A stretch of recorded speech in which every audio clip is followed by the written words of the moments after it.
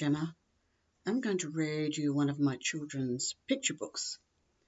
I have published this story on Amazon through Kindle Direct Publishing, so you can purchase it if you like. It's an ebook, and in the ebook there are illustrations. So just look for Little Fufu and the Big Swim by Gemma. Being a picture book, it is suitable for children from about 6 to 11 years of age. It's okay for adults too. Little Fufu and the Big Swim by Gemma. Little Fufu walked right to the end of the pier and fell off and into the water. As she was wet now, she thought she may as well have a swim. She forgot to keep an eye on the pier, and before long she was lost at sea. You can tell already what kind of person she was. Little Fufu was called Little Fufu by her parents because she was small when she was a child. She was brown and furry, and her face, hands and feet were orange. She had very curly hair, the same colour as a fire engine. The sight of her would amaze a human person. The sight of a human person would make Little Fufu laugh until she threw up. She swam and swam until she came to Adventure Island. It was really called Mud Island, but Little Fufu called it Adventure Island because when she came to it, she was having an adventure. At first she had trouble getting onto the island because there was a cliff in front of her. She tried to climb up, but by now she was too tired and too heavy because her fur was wet, and after all, it was a cliff. She kept trying though, and she might have been there for ever and ever if a big wave hadn't come along and washed her all the way around the corner where there was a lovely flat beach. She was able to get onto the island easily then, and she stood for a while with her arms and legs stretched out to let her fur dry. She named the beach Lovely Flat Beach. By now she was very hungry, so once she was dry, she ate some sand and all the leaves of a nearby shrub and a tiny lizard that was running past. She felt very tired after that, so she dug a hole, got in, and went to sleep.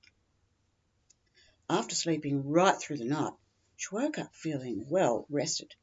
She went looking for some breakfast and found an empty shampoo bottle, which had washed up on the beach. She'd never seen an empty shampoo bottle before, but she thought she'd try eating it. She quite liked it, but didn't think it was something she could eat all the time. She also ate a nice strip of bark and a few pebbles, then left it at that. She didn't like to weigh herself down too much at the start of the day. She climbed the tallest tree she could find and made a long sound like the cry of a seagull, only much louder. She always did this after breakfast. While she was up the tree, she looked around for other people, but couldn't see any. She came back down and explored the island. She found trees with unusual leaves, mounds of mud in different shapes, and pretty coloured frogs, but still no people. She decided to go home. She had an idea that she might have to swim for a long time to get there. But after her big swim the day before, she'd had enough of swimming. She decided to try walking. It's easy to see why she never used to win any of the Find Your Way games they held at her school when she was a child. It was not until she had passed Lovely Flat Beach for the third time that she realised that walking wasn't going to get her home. By this time she felt tired and hungry. She didn't normally eat lunch, so she just had a small piece of dried dirt, which she usually found didn't spoil her appetite for dinner. Next, she began to think. This was hard for little Fufu because her brain was so small that it got worn out easily. She had to keep stopping to rest, and then she'd have to start thinking all over again. Finally, though, she worked out that she would have to go back into the water after all and swim from lovely flat beach back to the cliff and then away from Adventure Island. This was the best thinking little Fufu had ever done in her life. It was a pity she wasn't still going to school. If she'd done a test that day, she might have come second last, maybe even third last. After all that hard walking and thinking, she felt too tired to start swimming. She would have to wait until the next morning. This was a bit annoying. It was not that she felt lonely. At home she liked it when she was on her own, and she liked it even more when she couldn't hear anyone singing. It was just that she wanted to be home right now and not a moment later. Soon, though, she was thinking about food again. For dinner that night she had a nice piece of driftwood, the bird that was sitting on it, every single orange berry growing on a bush nearby, and a little shiny thing that poked its head up out of a hole in the mud. In the morning she just had a tiny bit of sand and didn't bother to sit making noises in a tree. She wanted to start swimming straight away. To start with, she swam towards the cliff. Then she tried to swim from the cliff and out to sea. This was very hard. The waves kept pushing her backwards or making her swim in one spot. Finally, they became flat for a minute and little Fufu was able to move out to sea. She swam and swam. Some people in a boat came by and pulled her in. At first, little Fufu was happy. This would take all the work out of swimming home. When she looked more closely at them, however, she was shocked. Although their fur was brown like hers, they had big, pale-coloured patches all over them. She saw, too, that their faces were orange like hers, but their hair was maroon like the colour of plum jam, rather than bright red like hers. She didn't know them at all. The patchy people were very interested in little Fufu and touched her to see if she felt different. She didn't like them touching her because she thought that the fact that they were patchy might mean they were dirty. The patchy people rowed little Fufu back towards Adventure Island. She told them loudly over and over that she didn't want to go back there, but they just said words that didn't mean anything. She yelled as loudly as she could to help them understand better, but they just kept rowing. Little Fufu sat still there and stared at the sky. She always did this when she thought life was getting really stupid. She was just thinking she might as well jump back into the water when the patchy people began to eat big, bright yellow melons. They offered one to little Fufu, who was hungry by now. She'd never seen one of these before, but she gobbled it down. She loved the taste. She then picked up another one and ate all of that. She made a pleased popping sound with her lips. She would have eaten a third melon, but when the patchy people saw how fast she was eating them, they quickly gathered up all the rest and sat on them. Little Fufu would have leapt back into the sea and gone on her way again, but she suddenly remembered her mother warning her that it was not safe to swim when you are full, because if you burped, you would sink to the bottom of the ocean like a rock. The boat came towards the cliff on Adventure Island, and because little Fufu had met it before, she thought she should give it a name. She called it Stupid Cliff. The Patchy people tried to row around it, but the waves kept pushing them towards it. Little Fufu yelled at them and pointed the way to Lovely Flat Beach, but they couldn't move away from the cliff. Finally, a big wave swept them round the corner to Lovely Flat Beach, and they were able to get out of their boat and drag it onto the beach. They hurried about then, gathering lots of interesting things such as shells, small dried-out bones, flowers, feathers, and dead grass. Instead of eating them, they used them to make skirts, which they danced in. Little Fufu couldn't stand seeing them look so silly, so she just sat on the sand and stared at her toenails until she found them uninteresting. This took until dinner time. As soon as she stood up, a small thing popped up out of the sand and bit her toe, so she stepped on it and squashed it and ate it. She quite liked it, so she waited for another one to bite her toe, and then she squashed that one and ate it, and then another one and another. After this, she went to the edge of the water and ate tiny clear-coloured jelly-like things which the waves had left on the sand.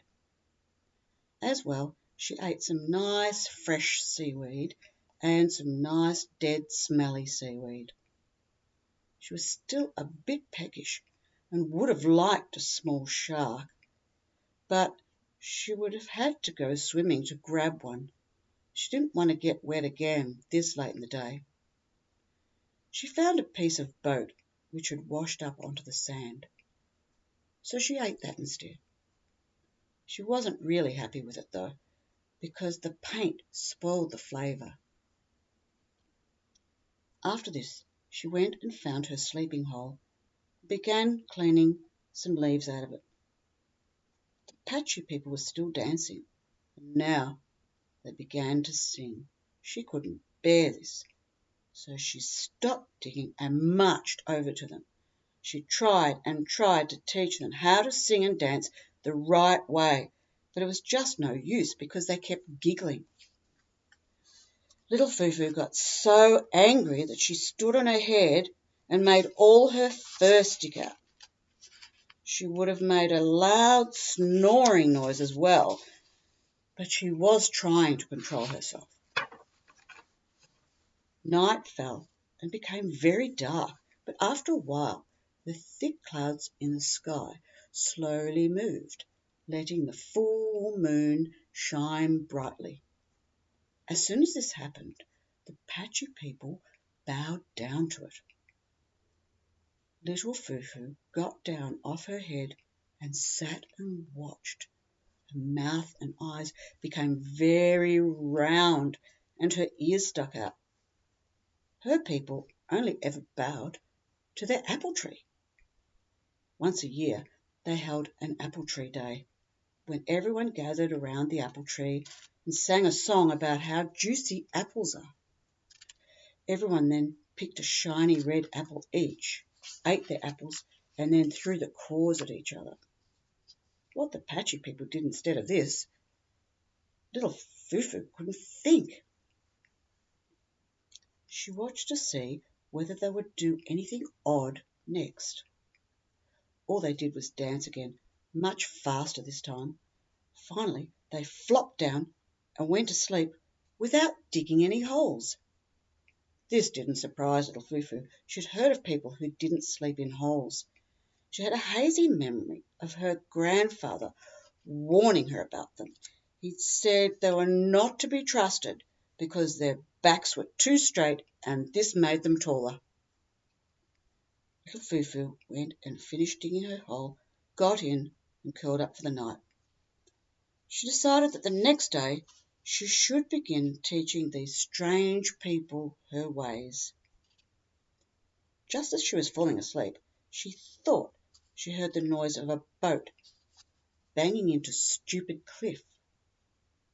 but she was too tired to worry about it. She fell fast asleep.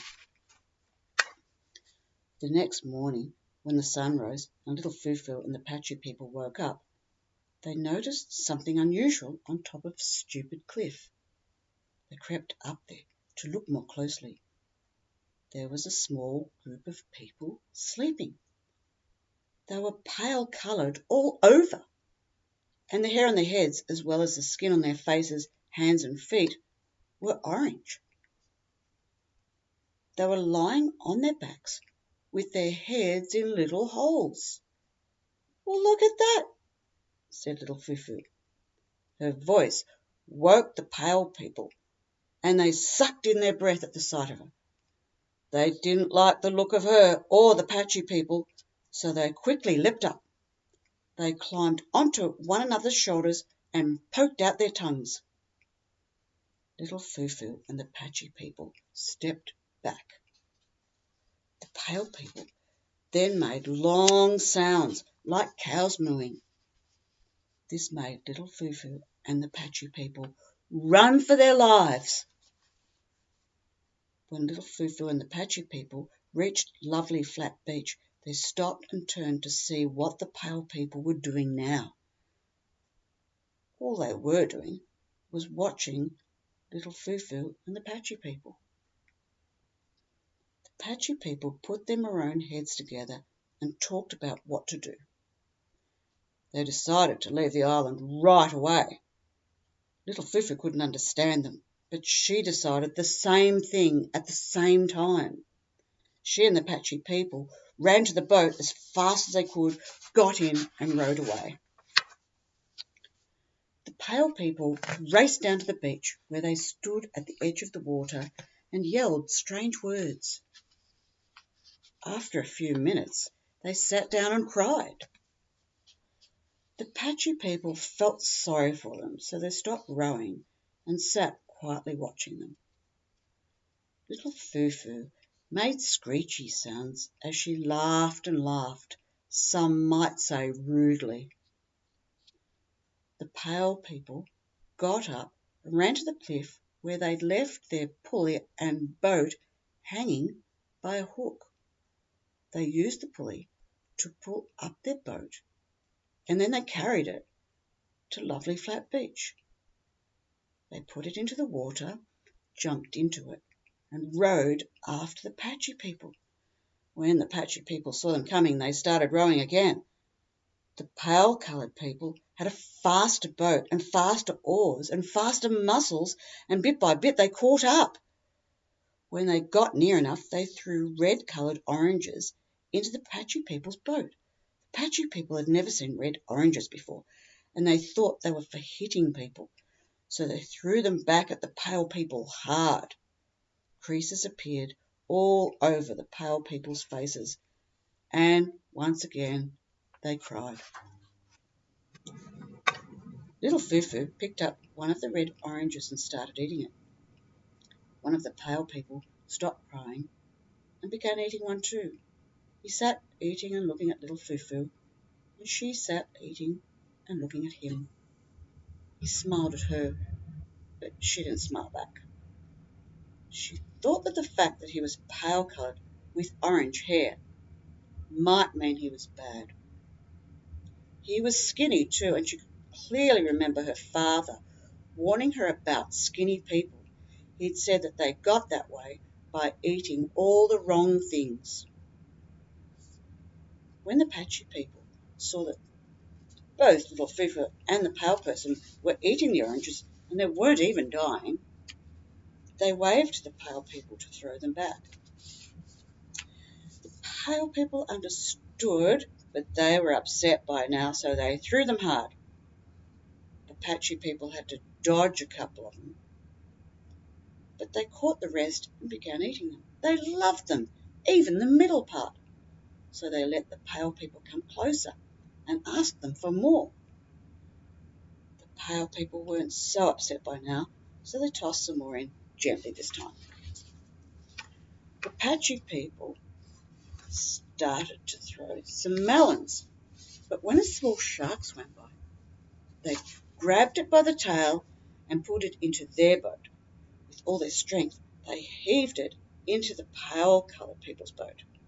It flapped about, spraying the pale people with water, so they rolled it out of the boat. They brushed off the water with their hands.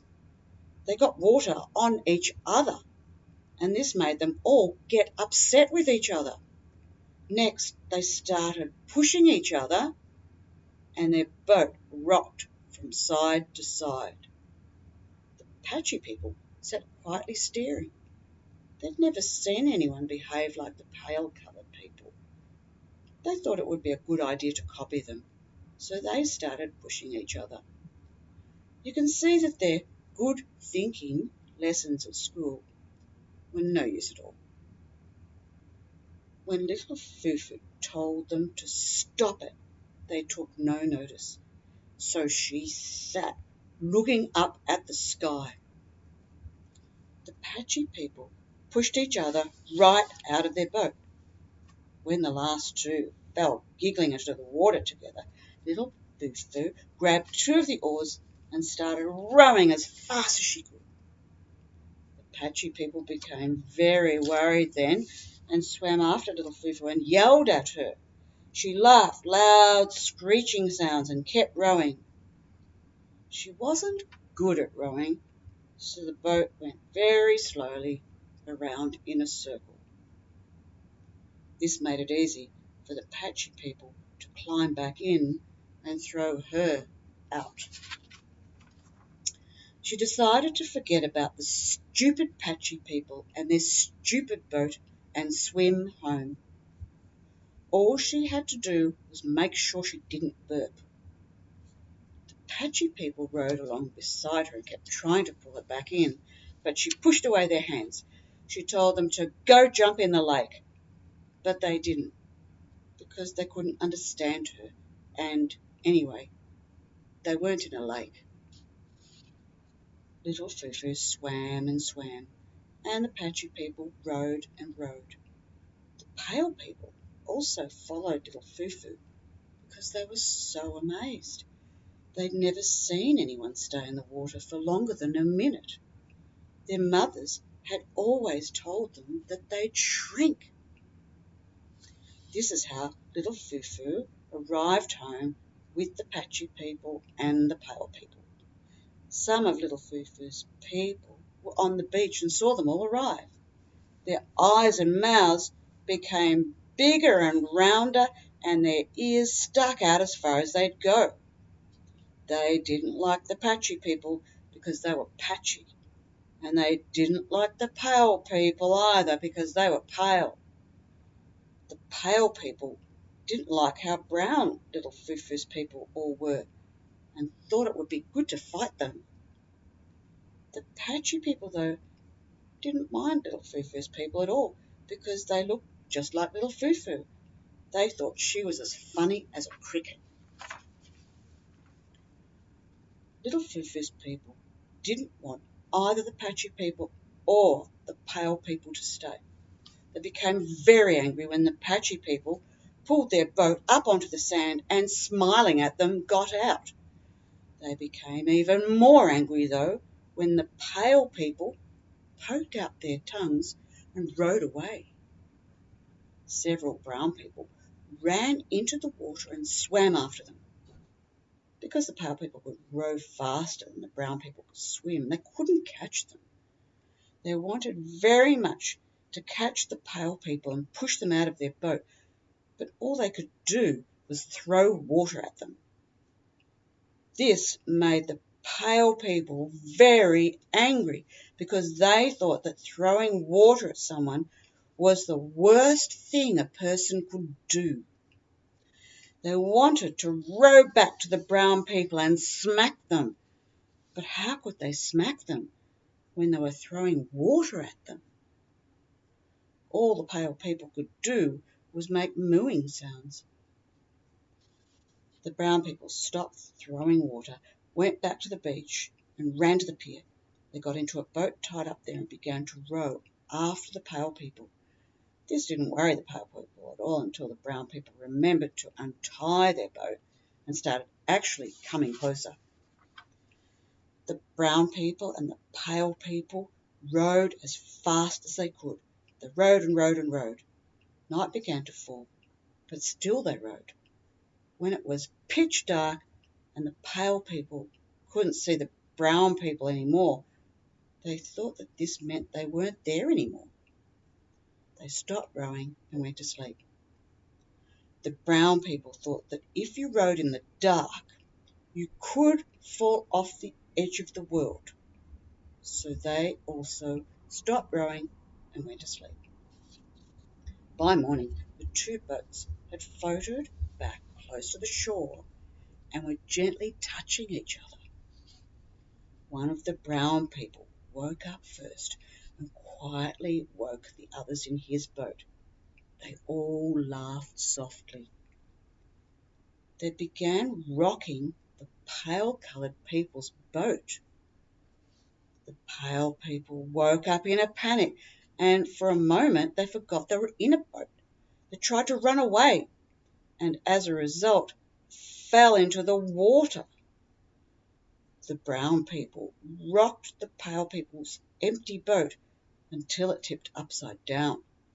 After this, they rowed towards the pier, leaving the pale people screaming with terror.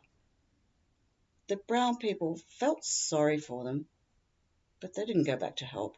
They just kept rowing. The pale people got under their boat and pushed and pulled, but it took them some time to get it right way up. Of course, now they were wet right through. They got back into it and rowed to the shore as fast as they could. As soon as they were on dry ground, they dragged their boat onto the sand and then scraped the water off themselves with their hands. They shook themselves hard for a long time, and then they held out their arms and jumped up and down. When they thought they were dry enough, they each lay down in the boat while the others measured him or her against a ruler painted in the bottom. When they found that they were all still the same height as before, they gave long, loud sighs of relief. It wasn't long before they remembered the brown people. They put their orange heads together and talked about what to do. They all agreed they wanted very much to smack them. The brown people's boat was tied up at the pier, but they were nowhere to be seen by now. It didn't take the pale-coloured people long to find them, though, because they were all up trees making loud noises. The pale people went and stood under the trees and looked up at them.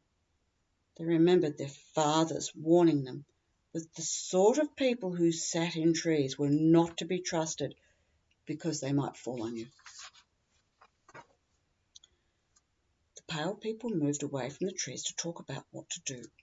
While they were talking, coconuts came flying through the air towards them. The brown people were throwing them. The pale people became even more angry. They didn't have their safety helmets with them, so they couldn't climb up the trees safely. However, by now, there were lots of broken coconut shells on the ground. They tried putting them on their heads and found that they were very tight but fitted. It was now safe for them to climb the trees. When they got to the tops of the trees, though, the brown people climbed down the opposite sides of the tree trunks. The pale people climbed down with them, but no one could fight because they needed both arms and both legs for climbing. Two of them were able to quickly poke each other with one finger. The first pale person to reach the ground grabbed the first brown person to reach the ground and punched him in the stomach. The other brown people saw this and they were filled with horror and decided they must put the pale person in jail right away. Also, their mothers had always warned them to never ever let anyone punch them because they would get dinted. They yelled and yelled at the pale person as they climbed down, and as soon as they reached the ground, they grabbed him to stop him. But he stopped anyway because he'd hurt his hand.